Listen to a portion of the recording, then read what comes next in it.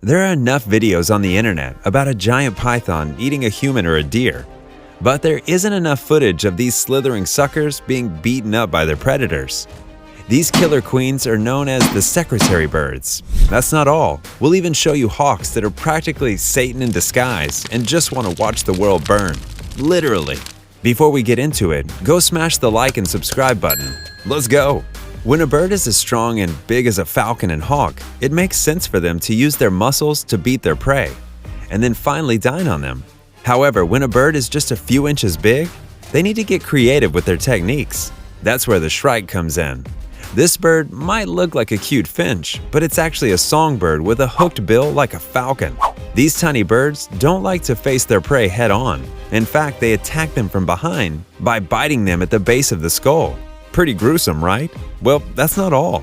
They impale their prey's body on a spiky branch as if it's a toothpick. This is to make sure the prey is really dead, and since birds don't use cutlery, they use branches as a way of holding their carcasses steady. Sometimes their culinary horror show features an alive prey. Moreover, their table manners don't end there. Shrikes can use barbed wires, thorns, or any sort of spikes as their toothpick and leave the dead body there for days. Gross! Loons are simple aquatic birds that can be found in many parts of North America and Eurasia. But that's not the point. These animals only eat fish, crayfish, frogs, leeches, and sometimes even snails. However, there was one rare case where a loon managed to kill off a fully capable eagle. These two birds had a huge clash, and surprisingly, only the loon survived, despite the fact that eagles are born with the full cavalry to take out any bird. The mother loon took down the eagle by stabbing it in the heart with her beak. Usually, birds don't show this much precision when they're planning an attack. However, this time the stakes were much higher. It was the loon's chicks. A pathologist examined the chicks and the dead eagle and found that the baby had eagle talon marks. This told them that the feisty eagle was obviously after the loon's chicks. This isn't a regular plan of attack for loons, but it's sure an impressive one. Some species, including us, have a very hard time breaking nuts. Have you ever tried to eat a walnut? Yep, just imagine the struggle. However, birds are getting smarter by the minute, and the bearded vulture has decided to take full advantage of this newfound intelligence. A field biologist realized that a bird of this species would keep soaring with a fully spread wings while dropping its meal to the ground. At first, what he saw was a full carcass of a goat that the bird would just repeatedly smash to the ground. When the sets of bones had become loose enough, the bird would feed the shattered bone pieces to its nestlings. These vultures feed exclusively only on bones. These birds would drop turtles with their shells feet above the ground and let them crack open like a walnut. Their diet is weirdly only reliant on bones, more specifically smash bones. No wonder they've mastered the art of bone smashing. When it comes to falcons, they're supposed to be these sleeked, winged, and super speedy birds. But the crested caracara birds are the black sheep of the family. They might have some similarities to their cousins, but other than that, their behavior is super odd. First of all, they hunt a lot on their feet despite their extremely agile wings. Raptors don't usually use their feet for walking too much. However, these birds have legs so long that they could be models. Even their claws are flat to grip the ground better. Moreover, they have super stalker skills, maybe even better than the character Joe Goldberg from You. The caracara birds have lurked around these caiman eggs until they hatched. They could have taken hours or even days, but they stood still in one spot. However, when they did hatch, they were able to go around foraging for baby reptiles, a favorite of theirs. If the falcon hadn't got such a fresh meal here, it would have flown away and stolen some other vulture's food. Other than magpies, their species is known to steal food from vultures and any other birds when they're given a chance. So if you ever see a silverfish blue-tipped beak lurking around you, it's time to change locations. The phrase, "birds of a feather stick together," is especially accurate for Harris hawks. It doesn't matter who Harris was because these hawks are closer than ever. These hawks don't know much about bachelor life. In fact, they all cling together when it's time to hunt. It's not like these birds of prey are the only ones that know how to team up. The difference is they do it so well that you can almost compare it to the strength of a pack of wolves. An avian ecologist said that they have the most sophisticated cooperation that's been documented to date. First, these hawks gather at daybreak on a single branch cactus or wherever their meeting place is. When they split up in about 2 groups, one group flies 200 meters and scans for prey. Then the second group follows them, scanning the same area. They repeat this leapfrog system until one team spots their prey and signals to the other group. Then they converge to attack the prey. All of the hawks position themselves in such a way that if one of the hawks misses the prey, the other can swoop right in and trap the animal right there. If the animal is in hiding, 1 or 2 hawks will push it out of the spot, leaving the prey in a tighter spot than it already was. Imagine if we had this much cooperation in group projects. Humans aren't the best at realizing tricks and fraud. In fact, we fall for the simplest tricks no matter how gullible we are. But it's not just a mammal thing. It's also quite relevant in birds. Visual or optical illusions are not what our winged friends excel at. It's audible trickery that's their expertise. An African bird called the fork-tailed Drongos has become such good friends with evolution that it gave the birds the gift of mimicry.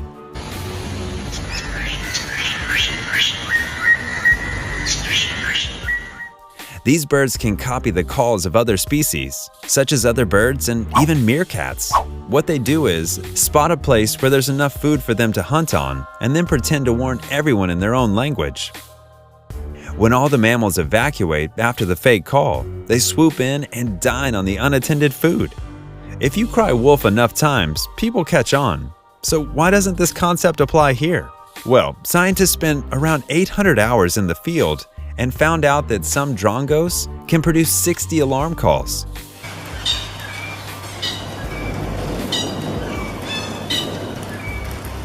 About 6 of them are actual alarm calls that Drongos use themselves when a real predator is present. Sometimes these birds will take all day to mimic the alarm calls of a certain species.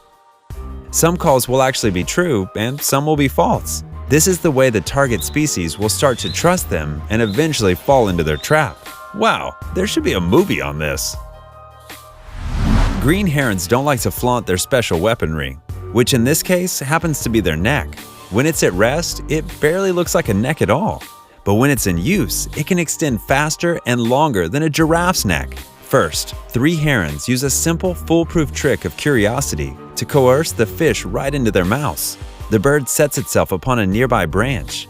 Then, it looks for a small twig, bug, or even a feather to drop into the water. Once it makes a splash in the water, the fish are interested to see what it is. And as soon as they do, the green heron extends its spring-like neck and uses its needle-sharp beak to eat something delicious. Other than having a long neck, their longer than usual beak also adds in chomping on a fish. How impressive is that? When birds use water or sticks to kill their prey, it's understandable. These are nature's gifts that they're utilizing in a way that doesn't cause them damage but still brings them food. However, black kites are quite adapted to the lifestyle of Australians, which includes a lot of fires. Some indigenous people call these black hawks firehawks because they've been known to control a fire by arraying burning sticks to new locations. What we're telling you is that these birds use fires to help find food. Among the blazing frenzy, every insect, bird, and lizard is trying to flee the location, right? But these menacing birds take advantage of this chaos to fill their stomachs. They can be seen perching and soaring around the fire fronts to pick out anything that even remotely looks edible. Local people have even seen these evil hawks pick up completely blazing sticks in their claws and drop it in a fresh patch of grass, and then wait for the fire to come alive and kill out all the rodents and reptiles. Satan, is that you?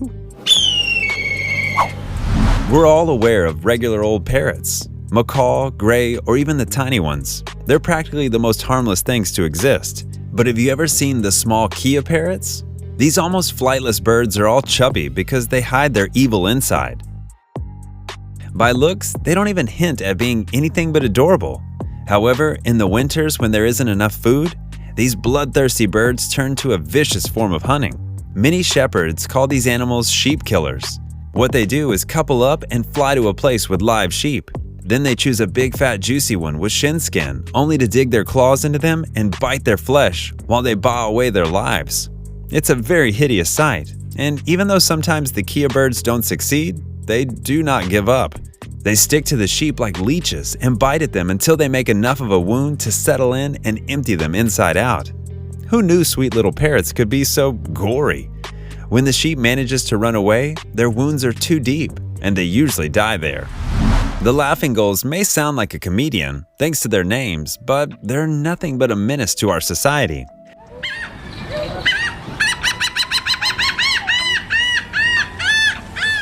These birds are quite lazy and don't put so much effort into their hunting skills like all the other birds. They simply steal other birds' food. Usually the victim of the theft is usually a peer of the same species. Sometimes smaller and more vulnerable species can be the victims. But they have a special hatred for brown pelicans who spend quite a good amount of time picking out fish from the water. As soon as they surface and empty the water from their bills, the gull stealthily flies in and grabs whatever they can from the fresh stash. Some gulls go as far as staking from the dangerous goons of the avian kingdom, the raptors. Despite all of this, the weirdest part is that many species of gulls have been seen to steal Homo sapiens. That's us. Some gulls don't even bother reading if the food they steal is organic or not. They simply fly into a supermarket and steal a sandwich. Looks like they're copying us way too much. Herons don't get the credit that they deserve many times. When one of them was found using bread as bait, no one thought of it much until it was actually examined by an expert. These creatures have been spending some time with us and probably noticed that we use things like maggots or worms to tempt fish on the hooks. And that's what they did. All across the planet, birds have probably seen that humans feed ducks and swans bread. That's where the heron got its bread from too. So why didn't it just eat the bread? Well, these birds are smart enough to know that the bread isn't as nutritious as the fish they usually eat. Fish provides a better protein source and is an overall better meal than regular carbohydrates. That way, this smart heron was willing to exchange a silly piece of bread with some fish. Sometimes they even use small insects or even spiders to bait fish. The secretary bird, which stands over 4 feet tall and has legs for days, is a better fit to be a model, but it chose a much more hardcore job. These creatures are actually quite unique since there are no other birds of prey that are related to them, and they have a very diverse diet. They'll eat anything they can kick down, such as small mammals, invertebrates, and nasty little reptiles like snakes. When a scientist measured the kick of one of these birds, it was over 195 newtons. And since these birds do it from a standing stance, it's even more powerful since all their body weight is being put on the prey. That's not all. The kick isn't just incredibly strong, but also very fast. It takes them about 1/10 of the time it takes to blink an eye to land a fatal blow. Usually this kick is right on the snake's skull. Any damage to the snake's skull and the secretary bird's meal is final. Who knew such a pretty looking bird could do so much damage? Alright, comment below what you think is the most dangerous. Don't forget to like the video, subscribe to Forever Green, and we'll see you in the next one.